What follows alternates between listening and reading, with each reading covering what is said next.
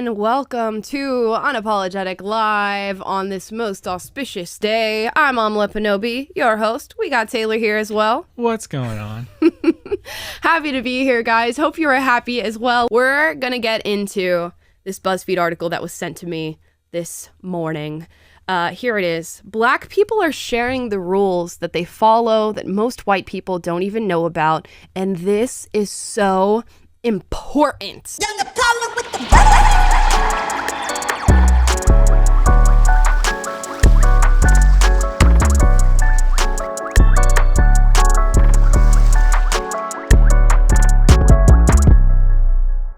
So I am half black and half white. So I'll be able to comment on this from two different perspectives and tell you whether half of myself chooses to follow these rules and the other half doesn't or was completely unaware of them. Let's take a look. Rule number 1. No matter how angry you get, you try and remain calm. If you raise your voice even a little, regardless of what you say or how you say it, you are instantly labeled an angry black woman and judged wrongly, even when you're right. Anonymous. Amala, you spoke a little bit too loud when you said that. Could you So sorry. kind of sound like an angry black woman? Could you whisper? I have never experienced something like this in my life. And in fact, I have made quite a stand making videos that are extremely expressive. And sometimes people would say higher in volume than the average person talks. Definitely not in an inside voice. And I have never been called an angry black woman. So no, this is not applied to me. If you're a black person watching this right now and this applies to you, this whole caricature of an angry black woman is just to me, it's just a projection, you know? I rarely see people ever, I don't think I've ever heard anybody been like, that's just an angry black woman. That's all she is. Now, I'm sure there are people who do say that because there can be this sort of caricaturized idea of what you can be in any race. And let's make this clear. Stereotypes for any race, which there are thousands for every single race, they exist for a reason. They really do. Just like the Karen, which is this idea, this caricature of a white older woman who calls the manager. Why does that exist? Because it happens, and in today's day and age, it happens, and it's on video, and you can find hundreds of videos of this happening, and it speaks to a cultural stereotype. Blows my mind that people get so offended by things that are said because, you know, they can be true. Now, as far as angry black woman, I have not heard this enough in my life to even think that this is a very common stereotype. But even if it is, often these things are based on actual encounters that people have. So have you heard the angry black woman stereotype, Taylor? I mean, I've heard of it, but then, no real life examples come to mind, just like certain TV characters or whatever. I've heard of it. Like, I think Tyler Perry has like the Diary of an Angry Mad Black Woman or something like that. And that was a movie that I watched as a kid. And some of the caricatures in those movies are very clear and a clear depiction of this like angry black woman. But I rarely hear that as like something that white people say to characterize a black woman. If anything, I've heard that from black men characterizing black women. So yeah, stereotypes exist for a reason. Like, get over it. White dads really do say it's not the heat that gets you. It's the humidity. Right. When they see their neighbor washing their car, they stop and say, "Can you do mine next?" When they finish up at the restaurant, they go, "You're going to have to roll me out of here in a wheelbarrow." Exactly. So come on. They exist for a reason. So we may not know any directly, but these stereotypes do exist. Right. These stereotypes do. I'm sure they exist. I'm not going to say that this stereotype does not exist, even though it's something that I have not seen. But come on. Why are we so sensitive about everything? Everything just makes people want to like sit in fetal position and cry. Imagine if I did that every time I got a horrific comment or something that was hateful. Angry black woman is not even that horrible. It's just like, oh, you're a black person and you're angry. Oh my God, the horror, the racism. I get horrible comments on a daily basis, and it's not to say that that's a good thing to do. But if we, in this life, curl up and cry or get upset and offended every time something that we don't like is said, we'd all be sitting in fetal position crying our eyes out all day long. Because C'est la vie. That is life. That is life. Number 2, my mother taught me to always ask for a bag and receipt, no matter how small the purchase, or you can be accused of stealing. I mean, there's really nothing to push back on this. It's just an anecdotal piece of information. By and large, this does not happen. Black people can enter stores and purchase products. Oh my gosh, crazy. And then walk out of the store with that purchased product and say, no, I don't need a bag, or I don't need a receipt. There's not this massive epidemic of Black people having the police called on them for stealing. As much as the media and social media and progressives themselves would love for you to think that, it's not happening. So let's move on. Number 3. As a Black man, my father taught me, when being pulled over by the police, to pull your insurance and registration out of the glove box and keep it ready on your seat. That way, you don't have to reach in the glove box when the police are at your window.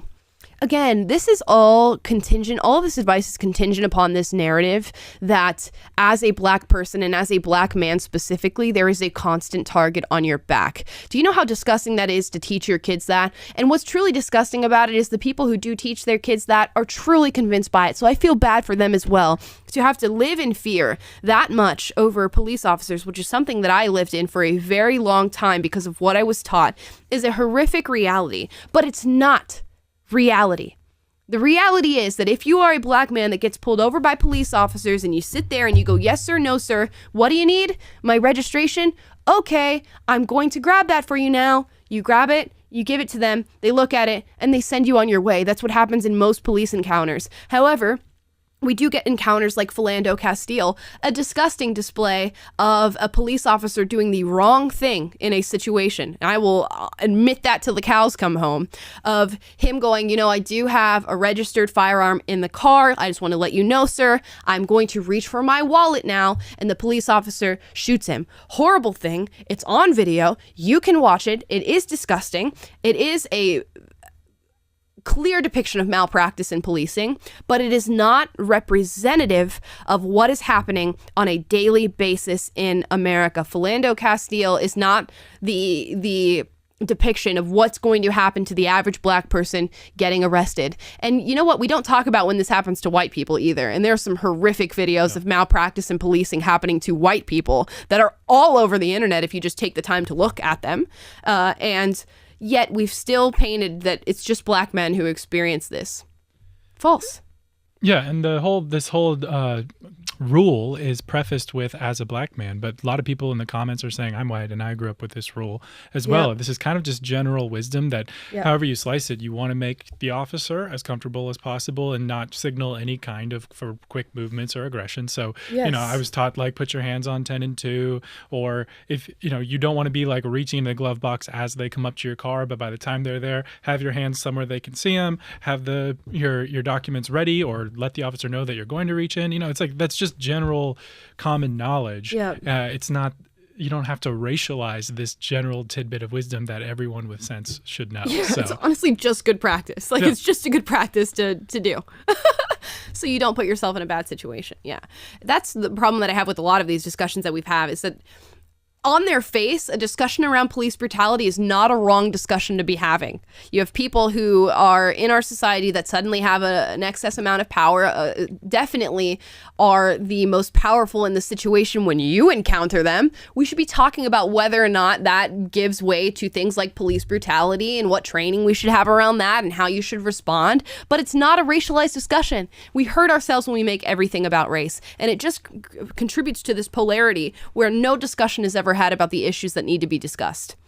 Number 4, as a Black woman in a predominantly white area, I make a point of approaching staff first in stores when I walk in.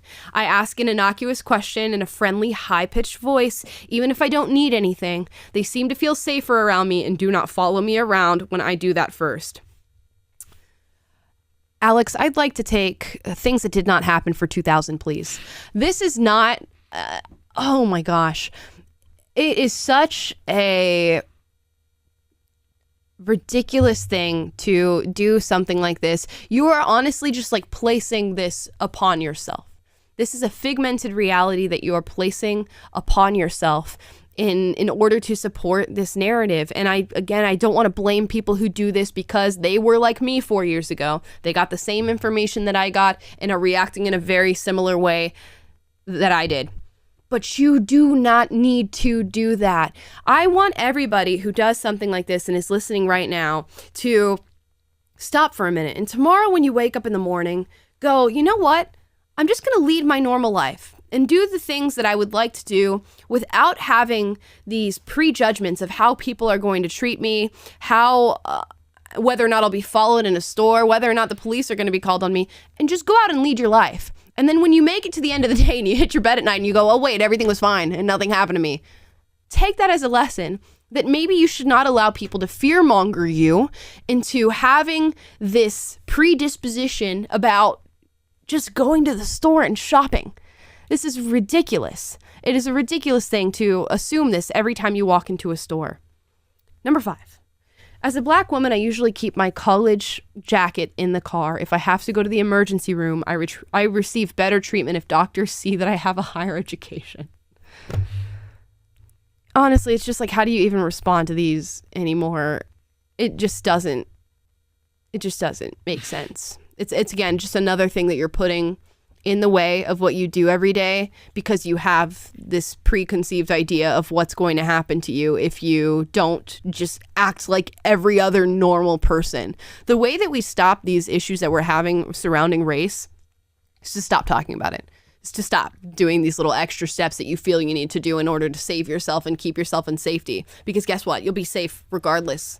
And that will be the case. And these representations in these videos where that is not the case are few and far between. You have a higher likelihood of being struck by lightning at this point than going through one of the situations that you see in those videos. And it's just sad that so many people have watched this enough and seen this enough and heard the narrative enough to adopt these daily practices. This is not a daily practice because she's talking about going to the emergency room. I would hope that's not a daily practice for anybody, but to adopt this in your brain as just something that is constantly in your thoughts is scary.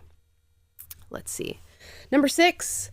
I'm from Louisiana where they still have sundown towns. Avoid them at all costs. If you have to pass through at night, make sure you have a full tank of gas so that you don't have to stop. For those of you unaware of sundown towns, they are towns where they are predominantly white, and that in the past, during the Jim Crow era, these towns had laws that kept Black people from being able to live in them. Guess what, guys? This is a great announcement. I think I'm the first person to say this in 2022.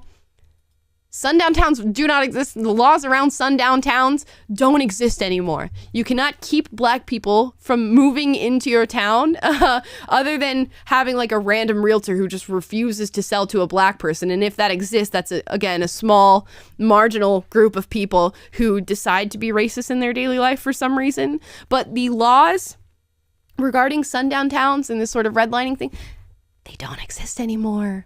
It's not allowed. Turns out we sort of decided as a society that racism wasn't cool, kids. Don't do the whole racism thing and lead your normal lives, and America will be better off because of it. We decided that quite a long time ago.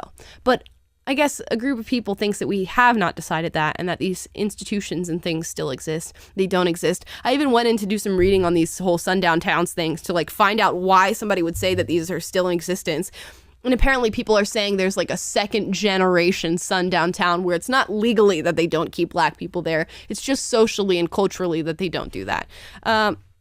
No. And it pairs itself with these things like white flight, that once a Black person moves into the neighborhood, all the white people move out. If that was the case, Obama's neighborhood, Patrisse Cullors' neighborhood, all the white people would be flying away. Because these people who cried about racism, Obama and Patrisse Cullors, the founder of Black Lives Matter, move themselves right into white neighborhoods. And I'm talking $1 million, multi-million-dollar houses right in the middle of these white neighborhoods. Where did all the white people go? They're still there, chilling with the Black Lives Matter activist. So, oh my gosh. You just have to remind yourself that there are people that benefit from convincing you of these realities, and they benefit in a way that we talked about on yesterday's episode. This idea that if you are disempowered and you feel like you lack self-worth, You are easy to manipulate. And the very same people who say you're not worth anything in this country, the white people hate you, the capitalists hate you, this whole system is pitted against you, they go, but I can help you. If you just vote for me, come election time, I'll fix all of this. And yet every 4 years, the same narrative persists and they're still here to help you again. Where's the help? Where's the changes that they're making? What are they doing for you and for your community? Nothing. Because there's nothing to be done when you create something that doesn't exist. Okay, number 7. I am a white woman, relatively new to my mostly white... I'm a black woman, relatively new to my mostly white neighborhood. When I take a walk for exercise, I always walk in the middle of the street, not too close to houses on either side. I wear reflective gear and avoid staring too closely at any of the houses. I often think of Ahmaud Arbery while I'm walking. I wish I could just reenact some of this stuff and think about how ridiculous this sounds to wake up every morning and be like, okay, I want to go for a walk today. I better put on all my reflective gear, which is something that everybody does anyways, so as to not get hit by cars and things of the like. But I'm going to put on reflective gear. I'm going to make sure I just stare straight ahead at where I'm walking. I'm not going to look over to the side because somebody might think I'm robbing them by looking at their house and come and shoot me. No. And if we look at the Ahmaud Arbery case, what a cluster that case is, because this young man was, quote, jogging in a neighborhood that happened to be miles and miles away from where he actually lived. Okay, so maybe he was going on a very long, 40-mile jog to there and back. Sure. But going through houses, we saw the footage. The footage exists of him going through houses that were being renovated and looking at things and then leaving. Now, did he deserve to lose his life in a situation like this? No. But the idea of this whole walking while black thing, or breathing while black, which is what you'll hear the left say a lot. What was my offense? It was walking while black. What was the offense of Ahmaud Arbery? It was jogging while black. What was the offense of somebody like Jacob Blake? It was driving while black. No. Oftentimes, if you look at this, they were actually committing crimes. They were doing something that required law enforcement and somebody to intervene into these situations. Now, should these people have gone and created an altercation that killed Ahmaud Arbery? No. But does that mean that the average black person walking down the street is going to get killed? Also, no. Number 8. I was taught to be an overachiever because no one expects a black woman to be smart and well-spoken. I'm not expected to have a voice in anything, and many are shocked when I do. They are astounded when I can verbalize my thoughts and opinions in multi-syllable words. Melanin ovaries do not cancel out intelligence and reason. You know who you should explain that to? The progressive left, because the progressive left are the ones saying that meritocracy is an extension of white supremacy. They're the ones going into schools and lowering the academic standards, saying that black kids need to succeed, and in order to do that, we need to lower the academic standards for them to move up in grades. They're the ones instituting things like affirmative action, where if you don't meet the academic standing of getting into a college, they just go, oh, we're going to ignore that. We'll just let you into Harvard. We'll just let you into Yale because you're black and you're a female, and that's better for us. We love diversity. They're the ones who commit this not soft bigotry, hard bigotry of low expectations. They are the ones who look at black Americans and go, well, I don't expect much from you. I don't expect you to be smart. I don't expect you to be well-spoken, but I still want you to succeed. So let me just remove all the barriers that could, build your spirit, build your character, build all of these different characteristics that would make you a well-rounded and emotionally intelligent and academically intelligent individual. And we'll just pass you through. You guys can just go through the gate. And then when they fail, and when they continue to not meet standards, or when the literacy rates drop, or the college graduation rates drop, they go, well, why did that happen? I'm scratching my head. Because they don't expect anything from you. It's not conservatives who look at black people and go, oh, they're so dumb. They're so ridiculous. They shouldn't have rights. They shouldn't have this. It's progressives who look and say that and think those things and institute policies that say as much. So this idea that this is some rule that you have to have placed on you by being a black person, actually true, but not because of the people that you think not because of the conservatives, not because the classical liberals, not because any white right-winger, and not because of the white man. Although there are some white men on the progressive side that are actually pushing this narrative. So take a deep dive and really think about who expects less of black people, because it's not us. And here I am. I think I'm a pretty well-spoken black woman, and I think that's achievable for most black people. But there are people that don't, and they are passing legislation that stops that from happening and stops that from being the case. Sorry. With that note, I think we're going to end the stream on the PragerU side of things, and we're going to go just to Amala Epinobi, unapologetic, on YouTube, Facebook. We'll also be on PragerU on Facebook if you're still watching there, just not on YouTube. We'll be on Getter. We're also on Rumble, so you can go to any of those platforms and continue to listen to the show. Also on Spotify, Google Play, and Apple Podcasts. But we're saying goodbye to PragerU YouTube. Head over to my YouTube and watch there. Rule number 9, never ever put your hands in your pockets while walking around a store. If you don't want to give them a reason to follow you around or call the police, your hands need to be visible at all times. Things that didn't happen for 2000 again, Alex. But no, again, this is one of those things where it's just like, as a general rule, if you don't want to look like you're stealing things, don't have your hand just sitting, both hands sitting in your pockets while you're walking around a store. That would be a rule for both white, black, Hispanic, Asian people, everybody across the board. And one that, just in general would be a good thing to follow if you don't want people to think you're stealing. Does that mean you shouldn't be able to have your hands in your pockets in a store? No. If that's where you want your hands to be, and that's where you feel most comfortable, well, you just go ahead and do that, darling. And I'm sure everything will be fine. But if somebody goes, hey, can I make sure you're not stealing because you got your hands in your pockets, and you go, yeah, no, I don't have anything. Guess what that is? The end of that situation. It's pretty quick, pretty easy fix. 10, as a black man, never get into an elevator with a woman alone. Always wait for the next one. Can I just slow blink in response to some of these rules? This just feels like you're creating scenarios in your brain that could possibly implicate you in something. What a weird thing to do as an individual. And generally, as a man in this whole Me Too movement thing in America right now, if you guys are listening, don't do anything with a woman alone, especially if she's a progressive leftist, because that's the one, if you're going to get an accusation, that's where you're getting it from. So just maybe as a general rule of thumb for all the men there, wait for the next elevator. If you're worried that a woman that you don't know is in the elevator and could possibly accuse you of something, people are crazy. I don't trust the random people that I don't know walking around the street either. If I saw a man in an elevator coming down and I wouldn't get in the elevator either. I would wait for the next one. That's just a rule of thumb for me. It's not a particularly safe space to be in if you're in an altercation with somebody in an elevator. So it has nothing to do with being black or white or Asian or man or woman. Just as a general rule of thumb, take the next elevator, especially in today's day and age. Taylor, would you wait for the next elevator, or would you take the elevator with the woman?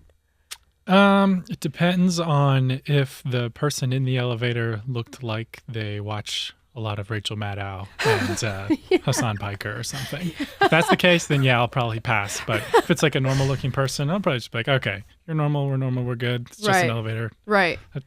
If she's got a hashtag Me Too shirt on, maybe don't trouble. Get in the elevator. I mean, there are other reasons I'm not getting in the elevator in that case. It's just not, don't want to be around that type of energy. But that aura, aura is just really annoying, so I don't want to be around it. Yeah, okay, so there's a qualifier. If the woman has a hashtag Me Too shirt on, wait for the next elevator. And I too would get in, on the average day, if I'm going somewhere, I'm not going to think twice before I get in the elevator with a random person. That's fine. Is that something if you're particularly safety cautious that you would want to do? Sure. If you're that paranoid, wait for the next elevator. But I think that's a rule of thumb for men specifically with women. Just in today's day and age when, accusations, as we're seeing right now with this whole Johnny Depp Amber Heard defamation case, women can just say whatever they want. And this whole hashtag believe all women thing is, bringing on some problems for men in society. So maybe just wait. Yeah, and I'll just say, it goes both ways. If you're a woman and they're, depending on the guy's appearance, how he's dressed, if you had this smelly, haggard looking dangerous looking person who's not conforming to what you would expect a normal person who is safe to look like, it's okay to take the next elevator. You're not profiling that person. So yeah, if you have I would rather ride an elevator with a nice, well-dressed black person than a smelly white person who looks like they may be on drugs. Yes. So it's got nothing to do with race. It's just using common sense to protect yourself. And that's okay. We act like it's not okay to make those judgments and just use basic human intuitions about risk assessment and how much people are actually conforming to normal society standards of acceptable behavior. So just a thought there. 100%. This idea, which is really interesting that we've made these words like prejudice and judgment be so negative, but these things exist in us. Prejudice and judgment exist in us naturally, instinctually, because that's how we make assessments of situations and whether or not these situations will end up being safe and promote health and wellness for us. So if you walk into an elevator and you see somebody, I don't care what color they are, and you get a weird feeling of, I don't want to go on this elevator with this person, don't do it. And use that intuition, use that instinct in all cases in life. Prejudice and judgment can be very good things. And we have these ideas and our brain works in that way for a reason. It does protect you. I have to tell a quick story here. I mean, so my apartment building, I live in Los Angeles, they've had a rule up until the last couple of weeks, signs everywhere saying mask required anywhere outside of your own apartment in the whole building. And I have to ride an elevator to get to my unit. And anytime someone's in the elevator and they have a mask on or they're approaching the elevator and they're going to get in with a mask on, I will just I'll wait. I'll take the next one. I'll take the stairs. I'll go somewhere else just, because I don't even want to go through the whole process of you judging me or asking me to put a mask. It's just no, I'm just going around. So yet another, use the signals, people. I just don't want to deal with it. Yeah, you're I don't want to go there right now. Number 11, something I know I have to be careful of in public as a person mixed with white and black, me too, is remembering which parent I'm with and how to act. This is called code switching. I have to make sure I act okay so I'm not labeled as ghetto with my mom or whitewashed with my dad. Or what? Or what's going to happen? Tell me the scenario where you accidentally act black, whatever that means, with your white parent, or you accidentally act white with the black parent. What turmoil ensues after you do that? And this whole, I have to alter my personality and code switch for whatever parent I'm with. Give me a break. These rules, if anything, highlight how attached people are to their own oppression. This is something that means something to them. It's a part of them. It's a part of their daily life. It's a part of their brain, their mind, their heart, their soul, that they need these ideas to be true in a lot of ways. And that's why these same people, when you talk to them and you go, girl, that's not true, and your life is going to be so much happier if you don't do these things, they go, no, it is true. You just don't understand. You just don't have no idea what's going on. Because they're so attached to this oppression. They're so attached to having this be the case. Next. I think we need to have one of our black staff members at PragerU run the boards one day so everyone can meet Black Amala. So you can code switch into that. I'm curious to see who that is. Right. Apparently you're always performing when you're talking to me. Yeah, this is White Amala. I hope you guys enjoy her presence. Every time Taylor is producing, it's White Amala. We'll bring one of our buddies in here, Nathan. He's our black friend here at PragerU, and he'll run boards, and I'll be Black Amala for you guys. And you guys can let me know which one you like better, and we'll see what turmoil ensues when I'm suddenly too ghetto. Yeah, everyone will be much more impressed with your ability to speak clearly.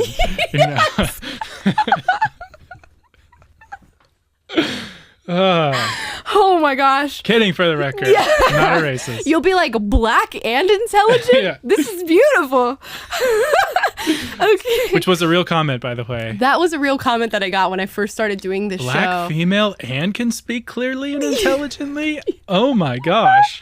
So we don't say, ladies and gentlemen, that racism doesn't exist, because it's so funny, because that was packaged in this compliment of oh, I'm going to keep watching this show. I can't believe it. But to say that you couldn't imagine somebody being black, female, and intelligent is just the funniest. Unironically, dead serious, trying to give you a compliment. Dead serious.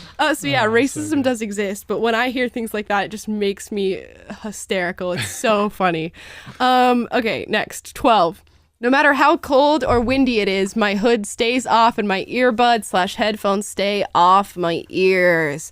I believe that this is a nod to the George Zimmerman case and what happened there, because what was that kid's name?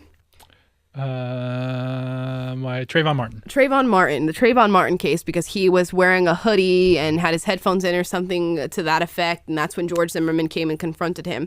And there's something to be said about this whole idea of vigilantism and taking the police matters into your own hands. Guys, don't do that.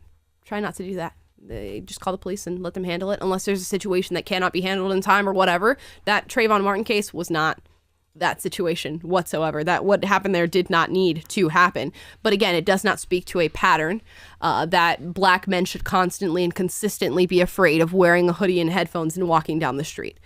Like, guys, be realistic here. It's not realistic. And it's a sad thing that we've had a group of people who want to convince you that this is realistic. And I was a part of that group of people 4 years ago, but we're not there. And that's not the truth. And you'll feel so much better when you realize that that's not the truth.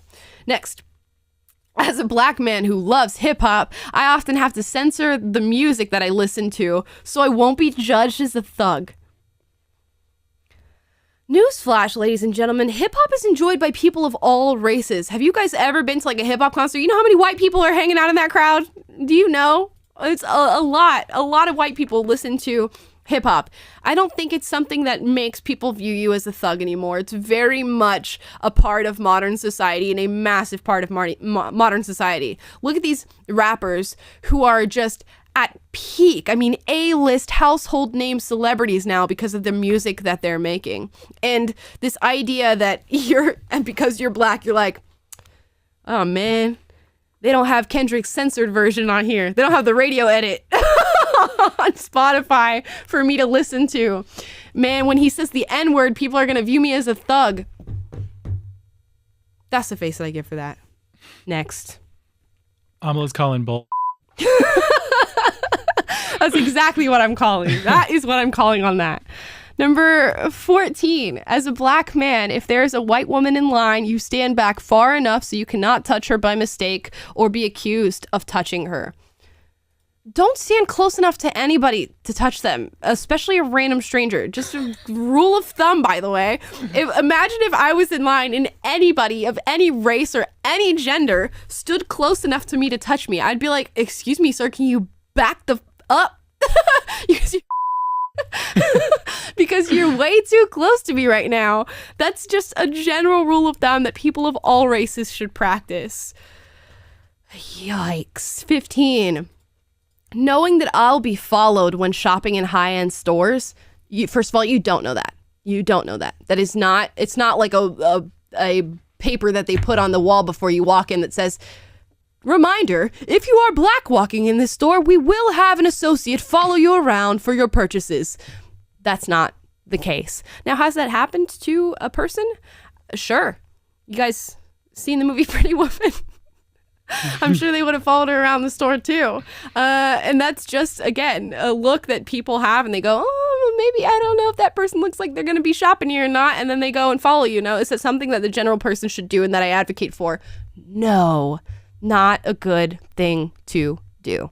But is it happening enough that we need to talk about it like this? No. So what does she do to mitigate this problem? I have product-related questions prepared for when they invariably ask me if I need assistance. Replying with, no thank you, I'm just browsing, makes their suspicion jump. And suddenly I have an unofficial entourage. I'm a college-educated black man about to turn 40, but I still have to play these sorts of silly games. It can be very exhausting. I will take things that didn't happen for $2,000 again, Alex, and I am racking in money. I think we're at $6,000 now in this game of Jeopardy because this is some BS, and I'm calling BS on it.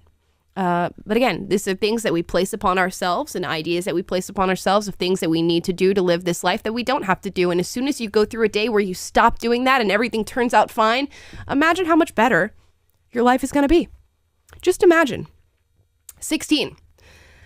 Oh, these all start with as a black woman, as a black man. Here, as a black woman who works a swing shift and gets off work at 11 p.m., I will not take off my badge until I get inside my garage. I need to have a layer of protection to prove that I'm not up to no good in case I get pulled over. How many times have you been pulled over and somebody thought that you were up to no good? I would like to have this specific user answer back to me. Or is it just this idea you have of how police are going to treat you, and that's why you do it? I imagine it is the latter of those two things, and that in fact a police officer has never pulled this woman over and told her, I think you're up to no good, get out of the car, ma'am. Come on. Next. 17.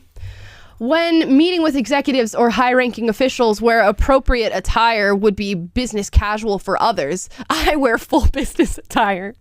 I've found that when I dress more formally, I receive more eye contact, head nodding, and enthusiasm during conversations. This happens consistently. That's so funny. Imagine being like, they send out like a work memo. It's like, just to let you know, guys, tomorrow's casual Friday, so dress accordingly. And Jamal shows up in a tuxedo. I notice I get more attention in the office when I wear a tuxedo. So. Yeah. Suddenly, because like you're wearing the suit, people are like, oh, yes. That means you have something to say. I'm crying. That is so funny. They might be giving you more attention because you're overdressed for the situation. But if that undoes racism for you, I guess, Yeah, I don't know. Maybe just like dress accordingly. It's so ridiculous to me. And yes, there are moments, like if you're going for an interview or something, you're going to work, dressing nicer is just a good thing to do regardless. It just shows that you take your day more seriously, and it actually has beneficial effects psychologically for those of you who don't know that. It actually makes you perform better, some studies have shown, and it makes you feel more energized in your day just to like look good, feel good, know that other people perceive you as looking good and feeling good. It's a beautiful thing. We have a guy who works here. He also operates our chat. His name is Spencer. And every day, Spencer comes to work dressed to the nines. I'm talking like he could be a fashion influencer, beautiful outfits. And he doesn't have to dress like that here. Like you can wear whatever you want at PragerU and in this office. But Spencer comes dressed, I tell you, and good for him. And I'm sure it does make people take him a little bit more seriously because he takes himself seriously. So yeah, somehow he makes, like he was wearing shorts and like a polo with like a sweater tied together over it and like the boat shoes and everything. He looked like he belonged at a country club. Right. And he made it look more classy than like one of my outfits where I'm wearing like full pants. Like short, he can pull off shorts more classily than the rest of us. Number 18. I work in the hospital. Anytime I get a patient out of bed and they ask me to move their purse, I make sure it remains in their sight as I move it. I also hope that it's a room with the camera just in case any discrepancy comes up. Okay. Again, good rule of thumb for anybody of any race. If somebody asks you to move a personal belonging that could have money or something valuable in it, make sure they watch you do it or they see you do it. But imagine just being like, ma'am, I'm moving your purse. I'm turning 90 degrees and I'm setting it down right over here. Again, fine, totally. But it's not because you're black. Gosh, this is making me like, I just want to run through these. I think we have 3 more. Okay. Number 19, don't wear any jewelry, sunglasses of the brand where you are shopping in store. As a black woman, I've had an employee rip Gucci shades off my head. They were mine, and tell me not to stretch the merchandise. This is the daily double of things that didn't happen. So how much do you want to wager? I'm going to make it a true daily double. I'm wagering all $6,000 for things that did not happen. Alex, I won? I now am $12,000 up. Who's going to pay me that? I don't know. I'll have to speak to my boss after the program. But again, come on now. And again, this is just it's placed upon a valid assumption that somebody would make. If I go to a Dolce & Gabbana store and I'm just like decked out in Dolce & Gabbana and it happens to be what they're selling in the store, they're going to go, oh, did you try that on? And are you walking out of the store with what you just tried on? Or is that something that you owned prior and you walked in here with it? Is that not a natural assessment to make as somebody who works in a store? I think so. So now, does that mean you have to go rip the sunglasses off somebody's head? No, but you can ask them, you buy those or are you trying them on? Yeah, if an associate is ripping sunglasses off your head in a store, like that's a problem with the associate and how they've been trained and how they're behaving, not racism. Yeah, that person should be fired. It doesn't speak to the Gucci store or America at large being racist. That just means you got some stupid sales associate at Gucci, which at a Gucci store, if a sales associate ever put their hands on a customer, do you imagine what would happen? That's like Karen Central Gucci stores. So I doubt that's happening. Doubt it. Number 20. Never let your kids play with toy guns. Okay, this is about Tamir Rice. Let's talk about this. Is this a general rule of thumb? Somewhat. Let's alter this rule. Never let your kids play with toy guns in public. That might be just a good rule to abide by and follow.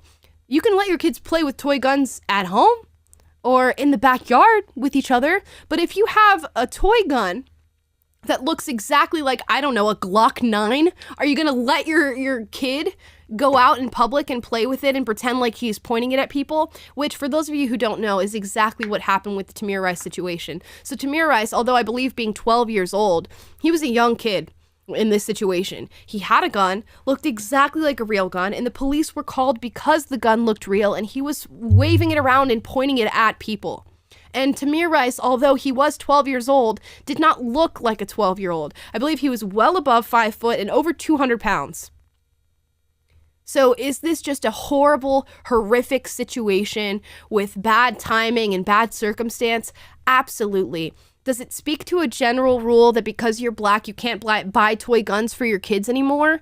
No, but don't go and buy one that looks exactly like a real gun and then put your kid out in public in a park and let them play with it and fling it around and point it at people. That's something. And you know, even as a parent, if my kid had a toy gun and before this whole Tamir Rice situation, that might have been something that never crossed my mind. I might have never thought, oh, if I let my kid go outside and play with this toy, the police could come and shoot him. That is horrific. And I'm sure it's something that never crossed the mind of his parents either. And unfortunately, it set a horrific precedent for what happened there. But now it's something that anybody of any race should think about with their kids, letting them go out with a toy that resembles a weapon that could take somebody's life. Unfortunate, horrific, horrifying, disgusting, but he was a victim of circumstance. And that's just something that we have to come to terms with and talk about. Last one, and finally, I find myself begging to get adequate medical care for the autoimmune disease and pain I deal with. Pain in black folks is viewed much differently than in white people. It blows my mind how a lot of people don't realize that black people get the short end of the stick in healthcare. This is something that I actually want to dedicate an entire episode to, and I'm not going to go into a rant about for that very purpose. But this idea, and this is a systemic racist narrative that I've seen persist for a really long time, that black women in particular experience poorer medical care than other people. And this is something that we're going to look into. We're going to go in and look in through the studies, and we're going to talk about the different ways that women in particular express pain and the way that women express problems that they're having with their health, and the way that men do that as well, and whether or not race has something to do with that. And we are going to get to the bottom of that narrative because it's something that requires a really deep dive, and there are so many leftist infographics you can find surrounding this, and just newsflash, they are debunkable. We will talk about it. And what this shows me in general, this whole article, the fact that we can come up with 21 rules that black people supposedly have to follow and white people don't, it shows me a sign of a sick society that not through truth, but through propaganda and through narrative, we've convinced people that they have to be scared all of the time. This insinuates to me that black people, black women and men, are scared in every single situation where they are around other people of different races. You know what that creates? Segregation. Because if I was a black person and this was true, I wouldn't want to be around anybody other than other black people. And that seemingly is where we're moving as a society, where people are just segregating each other, creating black-owned business categories on Uber Eats and on Netflix and Hulu and YouTube and TikTok, where we just separate people because we think that's the answer. Ibram X. Kendi saying the way to solve past discrimination is present discrimination. This is where we're headed as a society through these lies that we continue to tell people. And you have to imagine that these are black adults writing in these rules, black adults who are going to have black children and teach their black children that from a very young age, these are rules that they need to abide by. And that is horrifying. That is what happened to me at a very large degree, at a similar degree to this. And that ruined a lot of my young life. I ended up being an activist because that's the only solution. If this is true, if what this article is saying is true, activism would be the only answer. It's the only immediate answer. Getting people to form with you in solidarity is the only thing that you would be able to do if this was truly the situation that we're in America. But it is not. And that's what's wrong with this. So as much as this is very funny and haha and oh my gosh, I can't believe people think that there are different rules for different races, it's actually disgusting. And just the marker of a completely degraded society that we think that somebody could read this and go, yep, I totally relate to that. Totally think that's true. And I'm sure there's a bunch of comments on this article talking about exactly that, and 241 comments. People saying, oh yeah, completely agree. I appreciate you writing this. I had a similar experience to this, or I follow rules very similar to this. Bad state of affairs, ladies and gentlemen. And I think that is where we're going to close out the show for today. If you've got, I don't know, other people in your life that might be sympathetic to an article like this or believe something like this, have a conversation with them. Maybe send them this video and have them react to my responses and see if you can spark a conversation about what they think and have a discussion with you about it, because there's several people in my life that I could send this article and they would agree in large part with what's being said. And I would love to have a discussion with people who think that. And if you do, leave it down in the comments down below. Have you had personal experiences that sort of coincide with the rules that some people have made? Has this actually happened to you? So much so that you feel like this is a rule that you need to abide by in your daily life. If that's the case, write your story down below. Tell me why you think that. Are you teaching your kids this if you are a person of color or even a white parent trying to teach your kids to be anti-racist or act in solidarity with the Black community? Let me know down below. I would love to hear it. And of course, if I'm wrong on any of this, we'll get back on the program tomorrow and admit where we were wrong. So let me know down in the comments below. If you'd like to support us in any way, shape, or form, please like, subscribe, click the notification bell to be notified every single day when we go live. We're really trying to boost this channel, get these conversations out to more people so that we can discuss these ever-present topics that don't seem to be going anywhere and that we don't seem to be making any progress on. So that's the goal here. If you'd like to listen to this podcast and watch, or just listen, go to Google Play, Apple Podcasts, or Spotify, and it will be there as well under Unapologetic Live. Thank you so much for watching. I look forward to reading and responding to your comments down below. And if you'd like to support us monetarily with the things that we do, go to PragerU.com, give us a donation, and all your donations feed back into this organization, the content that we make, and everything that we talk about. So thank you so much for watching. See you guys.